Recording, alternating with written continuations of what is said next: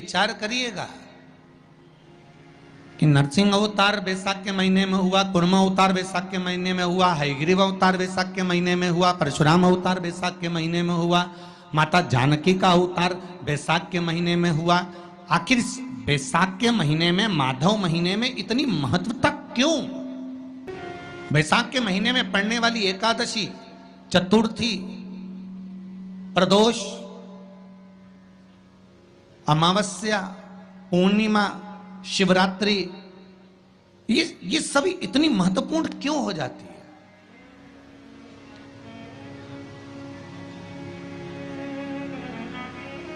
इसकी महत्वता इतनी प्रबल क्यों हो जाती है? किस लिए?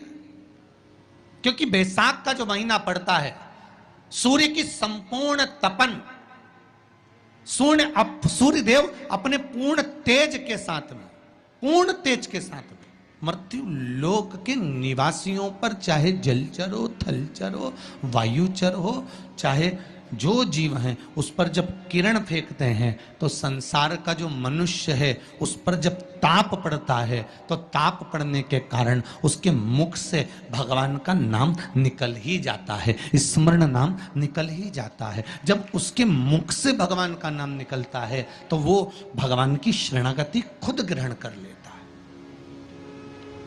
स्वयं। कितना सुंदर कहा है।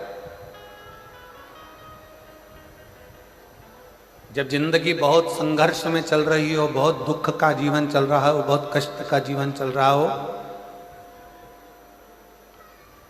बहुत कष्टमय जीवन चल रहा हो, तब शमी के 5 पत्ते, शमी के 5 पत्ते एक दुर्वा के साथ, एक अक्षत चावल का एक दाना, वो भी हल्दी में भिंगोया हुआ हो या केसर में भिंगोया हुआ हो, शमी पत्र 5, एक दुर्वा, एक चावल का दाना, जो दिल से, हृदय से बेलपत्री के वृक्ष के नीचे पार्थिव लिंग का निर्माण कर कर, मट्टी का शिवलिंग बनाकर, प्रदोष काल में मतलब शाम के समय पर शिवलिंग बनाकर उस पे जल चढ़ाकर, जो ये 5 शमी का पत्र, एक दुर्वा और एक चावल का दाना, अपनी कामना कर कर, जो दुख चल रहा है बाबा से विनय कर कर एक एक पत्ता जब समर्पित कर दे, फिर एक दुर्वा समर्पित कर दे, फिर एक चावल का दाना समर्पित कर दे और बाबा का वहीं पर पुनः विसर्जन कर दे, 3 महीना तो जाने दो, 15 दिन के अंदर वो दुख कटता जरूर है, चाहे कोई भी दुख, किसी भी तरह का दुख क्यों हो। एक बेलपत्र के वृक्ष की परिक्रमा करने वाले को हजारों अश्वमेध यज्ञ का फल प्राप्त हो जाता है, हजारों अश्वमेध यज्ञ का फल प्राप्त हो जाता है। उसी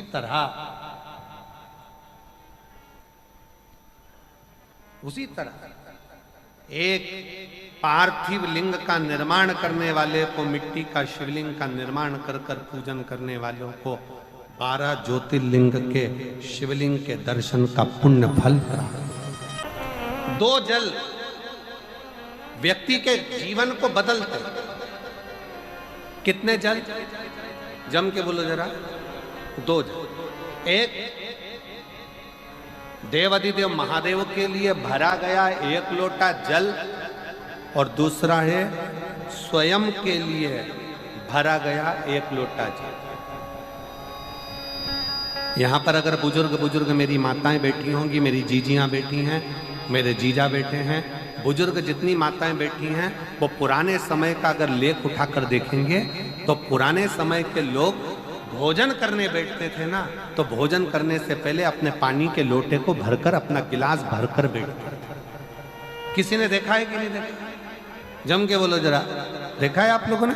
पुराने समय के लोग जब भोजन करने बैठते थे, पुराने समय के लोग जब भोजन करने बैठते थे तो अपना पानी का गिलास, अपना पानी का लोटा पहले भरकर आसन लग जाता था, बहू आसन लगा देती थी, बहू खाना बना देती थी, घर की पत्नी खाना बना देती थी, भोजन बना देती थी, घर के लोग भोजन दे देते थे। थाली कोई भी लगा कर ला के दे, थाली कोई सजा कर ला कर दे, पर घर का जो व्यक्ति खाना खाने बैठता था, भोजन करने बैठता था, वो अपना पानी स्वयं भर कर बैठता था।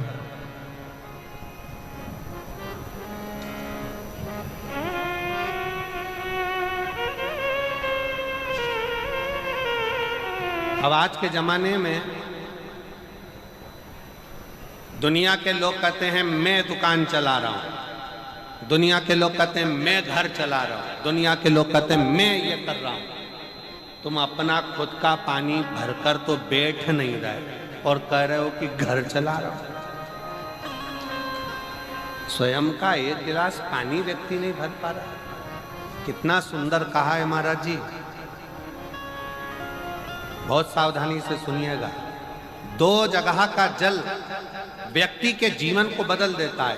एक शिव के लिए भरा गया जल और दूसरा स्वयं के लिए भरा गया जल। स्वयं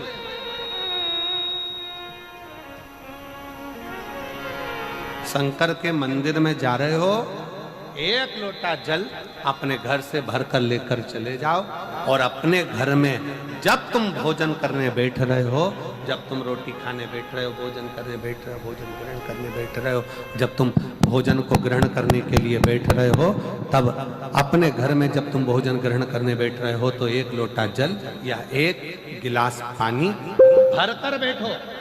बहू अच्छी है, पानी भरेगी, मना नहीं है। बेटा अच्छा है, पानी भरेगा, मना नहीं है। पोता अच्छा है, पोती अच्छी है, नाती अच्छा है, पंती अच्छा है, घर में सब अच्छे हैं। तुम्हारी पत्नी भी अच्छी है, तुम खाना खाओगे तो वो पानी ला कर दे देगी। तुम्हारी बहू भी अच्छी है, तुम भोजन करोगे तो वो पानी ला कर दे देगी। तुम्हारा परिवार का हर व्यक्ति अच्छा है, तुम्हारा कहना मानता है। तुम जिमने बैठोगे, भोजन करने बैठोगे तो वो पानी ला कर देगा। पर शिव पुराण की कथा कहती है, जो व्यक्ति भोजन करते समय अपना जल स्वयं भर कर बैठता है, उसकी जिंदगी में से 3 रोग समाप्त हो जाते हैं। कितने रोग समाप्त हो जाते हैं? 3। पहला, अपना जल स्वयं भर कर बैठने वाले के घुटने का कभी भी डॉक्टर उसके घुटने बदलने का बोलेगा ही नहीं, घुटना बदल ही नहीं सकता। स्वयं का जल भर कर बैठे। दूसरे नंबर पर, जिसकी रीढ़ की हड्डी में कमर से लेकर कंधे तक जिसकी हड्डी में दर्द होता हो, या जो सुबह सुबह सोकर उठता हो और उसके कंधे दुखते हो या पीठ दुखती हो। दूसरे नंबर का रीढ़ की हड्डी का दर्द। और तीसरे नंबर का, डॉक्टर को दवाई खा खा कर परेशान हो गए और आधा सिर का रोग, भुकुटी, ये भौएं दुखती हो, सिर दुखता हो, ये कान के पास का दर्द होता हो, तो अपना भोजन करते समय अपना पानी स्वयं भर कर बैठो। आपको ये 3 रोग से मुक्ति अपने आप मिलना प्रारंभ हो, अपने आप। अब किसी ने कहा, गुरुजी पत्नी पानी ला कर देती है, पति पानी ला कर देता है, बेटा पानी ला कर देता है, बहू पानी ला कर देती है, पोता पोती पानी ला कर देते हैं, नाती पंती पानी ला कर देते हैं, नौकर लगे घर में वो पानी ला कर देते हैं, सेवादार लगे घर में वो पानी ला कर देते हैं, तो हमको पानी लाना क्यों जरूरी है? तो अग्नि पुराण में वर्णन आता है कि जो घर में पानी जिस मटके में भरते हो, जिस हंडे में भरते हो, जिस बाल्टी में भरते हो, जिस टंकी में पानी भरते हो, पीने का पानी जिस हंडे में, मटके में, बल्टोई में, जिस गगरे में तुम भरते हो, वो स्थान पितरों का स्थान रहता है। जब हम पानी भरकर भोजन करने बैठते हैं तो हमारे पितर भी उस स्थान पर आकर निश्चित जगह पर बैठते हैं, और जब हम भोजन ग्रहण करते हैं तो हमारे पितरों के भाव का आशीर्वाद हमारे ऊपर पड़ जाता है, जिससे हमारे 3 दर्द समाप्त हो। स्वयं भरो, स्वयं।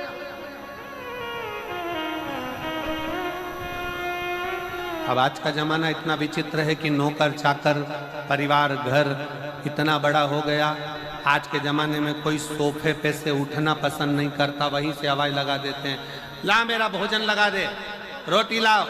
रोटी आई तो मालूम पड़ा पानी ला कर रखा बहू ने। वो बहू ला देगी, बहुत अच्छी, बहू बेकार नहीं है, बहुत अच्छी, बेटी बहुत अच्छी है, ला देगी पानी, भोजन भी लाएगी, पानी भी लाएगी, सब कुछ लाएगी।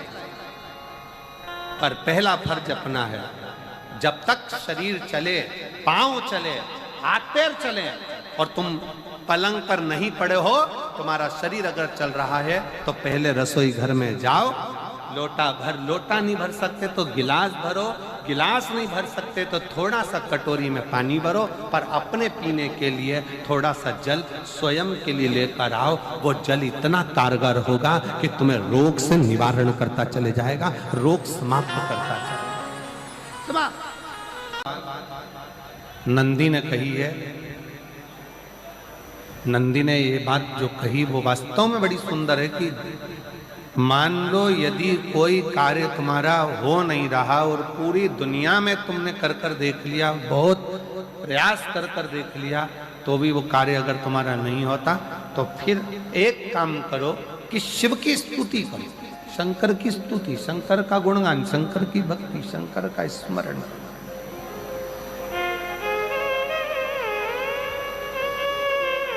फिर शिव की स्तुति करिए, शंकर से विनय करिए, शंकर से निवेदन करिए, शंकर का गुणगान करिए।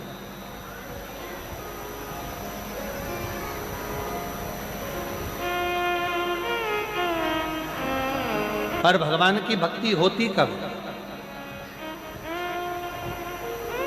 जितने आस्था चैनल पर कथा सुन रहे हैं, जितने फेसबुक यूट्यूब पर कथा सुन रहे हैं, जितने पंडाल में बैठकर शिव भक्त कथा को रसपान कर रहे हैं, उनसे निवेदन करूंगा कि शंकर की भक्ति होती कब है, शंकर का स्मरण कब होता है, शंकर की भक्ति कब होती है, शंकर की कथा सुनने में मन कब लग सकता है?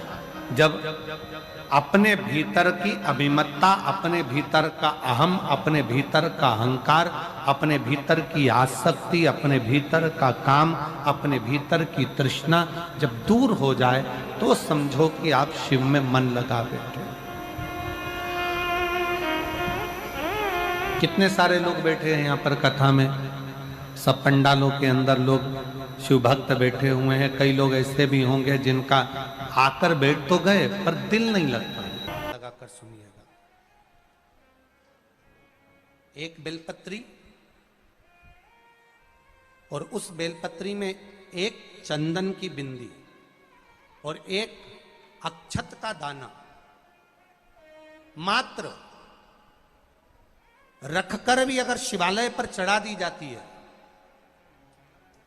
एक बेलपत्री, एक चंदन का बिंदी और चंदन फिर निवेदन करेंगे। आज के जमाने में तुम लोग सब घिसा घिसाया, पड़ा पड़ाया, डब्बी का सामान ले लेकर, वो नहीं, चंदन की मुठिया रखो, थोड़ा सा भी घिसो, जरा सा भी घिसो, उसकी एक बिंदी और एक चावल का दाना जब हम भगवान देवाधिदेव महादेव को समर्पित करते हैं, अपनी कामना कर कर समर्पित करते हैं, तो निश्चितता है, पुराण की कथा कहती है शंकर भगवान उसका फल शीघ्र प्रदान कर देते हैं। भले आपने कुछ करा ना करा, उसका फल तुम्हें मिल जाता। में जाना, लोटा भरकर जल समर्पित करना, और कभी तुम्हारे जीवन में अगर तुमको लग रहा है कि मैं दुखों से पीछा छूट ही नहीं रहा, तब उस जगह पर बेलपत्री के मध्य भाग में पीला चंदन, ये जो पत्ती है और ये दो पत्ती हैं, ये बड़ी पत्ती और ये बीच की जो दो पत्ती हैं, इसके बीच में जो डंडी का भाग रहता है, जो बीच में डंडी का जो भाग है, बड़ी पत्ती और ये दो छोटी पत्ती के मध्य में जो डंडी का भाग है, उस डंडी के भाग में पीला चंदन और एक अक्षत पीला, शंकर भगवान को आप अगर प्रदोष काल में समर्पित कर रहे हैं तो ये निश्चित है कि धीरे धीरे कर कर वो दुख समाप्त होगा, वो दुख कटेगा ही। प्रकट वर्णन किया गया शंकर भगवान की आराधना में, शिव की आराधना में, जब तुम्हें लगता है कि तुम्हारा व्यापार नहीं चल रहा, कोई तुम्हें धोखा दे रहा है, लक्ष्मी नहीं आ रही, बहुत चिंता में पड़े हुए हो, बहुत टेंशन में जिंदगी चल रही है, बहुत बीमारियां तुमको घेर ली है और चारों तरफ अंधेरा ही अंधेरा नजर आ रहा है, तुमने विचार करा अब मैं तो मर जाऊं तो अच्छा, मैं सुसाइड कर लूं तो अच्छा, मैं मर जाऊं तो अच्छा, तो मरने से पहले एक काम कर कर देखना, शंकर भगवान की आराधना कर कर देखना, शिव पर एक लोटा जल चढ़ा जाकर देखना। और ज्यादा चिंता, ज्यादा टेंशन हो तो बेलपत्री के जड़ को घिसकर उसका चंदन बनाकर शंकर को लेपन कर कर उसकी भी आराधना कर कर देखना कि बेल चंदन का फल क्या है। बेलपत्र, एक बेल, ये कोई साधारण नहीं। एक बेलपत्र, एक बेल, ये कोई साधारण नहीं। एक बेल, इसकी नीचे की डंडी से लेकर ये दो पत्तियां जहां लगी हैं और दो पत्ती से लेकर ये बीच की जो पत्ती है उसमें जो गैप है, उसमें जो जगह है, दिख रही है आपको? ये दो पत्ती से लेकर बीच की पत्ती के बीच में जो जगह खाली रहती है, 33 कोटि देवी देवताओं विराजमान रहते हैं इस बीच की जगह में। जब शिव जी को चढ़ाया जाता है तब इस पत्ती के बीच की जगह शंकर के शिवलिंग पर रखा जाता है।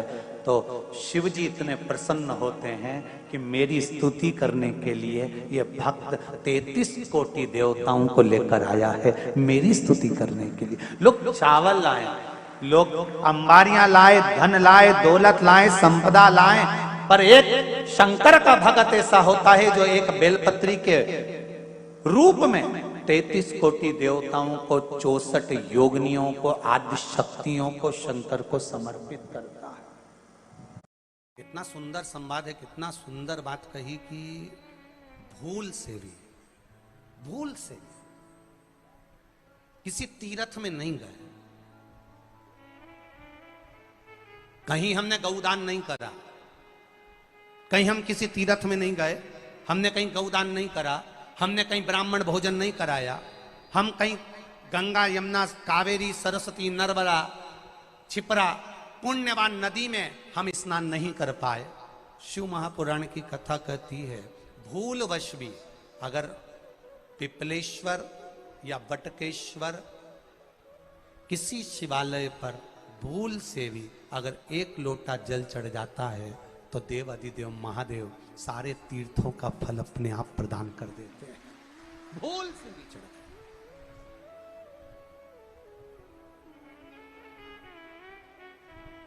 एकांतेश्वर महादेव किसी तीर्थ में नहीं गए,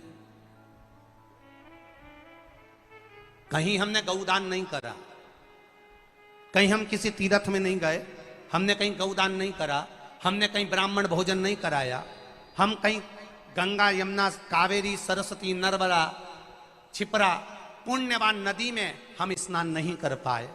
शिव महापुराण की कथा कहती है भूलवश भी अगर पिपलेश्वर या बटकेश्वर किसी शिवालय पर भूल से भी अगर एक लोटा जल चढ़ जाता है तो देव अधिदेव महादेव सारे तीर्थों का फल अपने आप प्रदान कर देते हैं।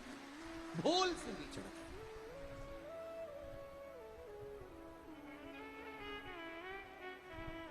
एकांतेश्वर महादेव जो कि एकांत में बैठा हुआ है, एकांतेश्वर महादेव अकेला बैठा है अलमस्त होकर। आप जा रहे हो गाड़ी लेकर, आप 4 व्हीलर गाड़ी में जा रहे हो, ट्रैक्टर में जा रहे हो, ट्राली में बैठकर जा रहे हो, क्रूजर में बैठकर जा रहे हो, 2 व्हीलर गाड़ी में बैठकर जा रहे हो और एकांतेश्वर महादेव का मंदिर दिख गया, कोई एकांत में, भले उसका नाम नहीं मालूम तुमको कि कौन सा महादेव, पर अकेला बैठा है जंगल में, वृक्ष की छांव में, एक ओटले पर, कोई दीवार नहीं, कोई जाली नहीं, कोई गेट नहीं, कुछ भी नहीं।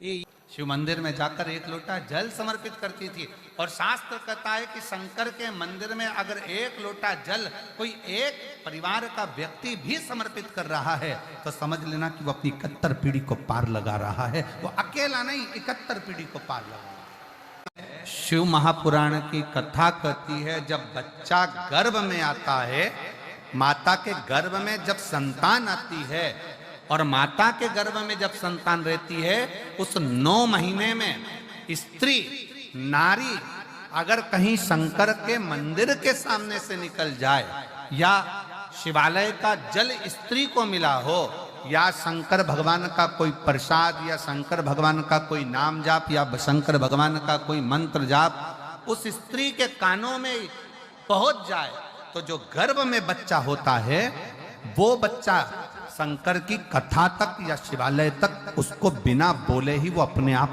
चला ही जाता है, पहुंच ही जाता है। उस गर्भ में रहने वाले बच्चे को भगवान शंकर के मंदिर के सामने से भी कोई गर्भवती स्त्री निकल कर चली जाती है तो उसका भी फल उसको प्राप्त हो जाता है, उसका भी फल उसको प्राप्त हो जाता है। और वो फल साधारण नहीं होता। मान लो कोई व्यापार, कोई दुकान, कोई फैक्ट्री आपकी ठीक नहीं चल रही है, आप ठेला लगा रहे हो, सब्जी की दुकान लगा रहे हो, कोई दुकान खोल कर बैठे हो, कोई फैक्ट्री लगा कर बैठे हो, कोई व्यापार कर रहे हो और उस व्यापार में तुम्हें आनंद नहीं आ रहा, बहुत तकलीफ चल रही है, बहुत तकलीफ, सब कुछ करके देख लिया पर वो तकलीफ मिटी नहीं रही है। तो थोड़े दिन, थोड़े समय किसी भी शंकर के मंदिर में बटकेश्वर महादेव के नाम से एक बेलपत्र चढ़ाने का तरीका जरा समझ लेंगे। आप अगर जिस दिशा में खड़े हो, अगर आप शंकर के शिवलिंग के इधर हो तो बेलपत्री का डंडी का मुख आपकी ओर होना चाहिए। आप इधर हो तो डंडी का मुख उधर हो, आप उधर हो तो डंडी का मुख उधर हो, आप इधर हैं तो डंडी का मुख इधर हो। बटकेश्वर महादेव के नाम से शंकर जी के मंदिर में एक बेलपत्री पर डंडी का मुख अपनी ओर होना चाहिए, जो डंडी है इसका मुख अपनी ओर। बटकेश्वर महादेव के नाम से एक बेलपत्र शंकर भगवान को समर्पित करो बटकेश्वर महादेव के नाम से। और बेलपत्र चढ़ाने के बाद में जो तुम्हारे कलश में जो जल है, लोटे में जो जल है, वो 7 बार, लोटे का जल 7 बार, 7 बार से मतलब है अलग से लोटा भरना नहीं है, 7 बार उसी लोटे का जल जब बेलपत्र डंडी समेत समर्पित कर दें, 7 बार उस लोटे के जल को 7 बार बटकेश्वर महादेव का नाम लेकर अपनी मन की कामना कर कर बाबा से विनती करते हुए कि बाबा मेरी ये छोटी सी अर्ज स्वीकार करते, 7 बार उस जल को चढ़ाओ। लगातार कम से कम आप 15 से 20 दिन तक लगातार बटकेश्वर महादेव के नाम से चढ़ाओगे, ऐसी कोई दुकान और फैक्ट्री नहीं तो चले नहीं और आगे बढ़े नहीं और काम सुलझे। बटकेश्वर महादेव, भगवान शंकर का ये नाम, भगवान शिव का ये स्तुति, भगवान शंकर का ये नाम बटकेश्वर महादेव। स्वयं भगवान शंकर ब्रह्मा जी का जब सिर कटकर बड़का पेड़ बन जाता है और उस पेड़ के नीचे, वृक्ष के नीचे शंकर भगवान विराजमान हो जाते हैं, शिव जी उसके नीचे विराजमान हो जाते हैं, उसी का नाम बटकेश्वर महादेव पड़ा। बटकेश्वर, बोल बटकेश्वर महादेव की। शिव जी के मंदिर में उतनी देर रहो जितनी देर तुम्हारा चित्त लगे।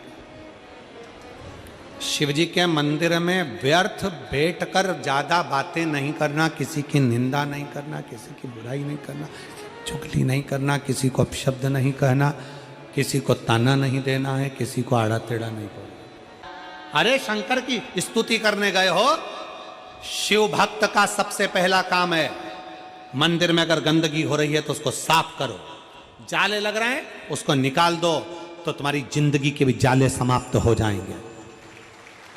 शिव मंदिर में गए हो, थोड़ी सेवा करो, चाकरी करो, आराधना करो,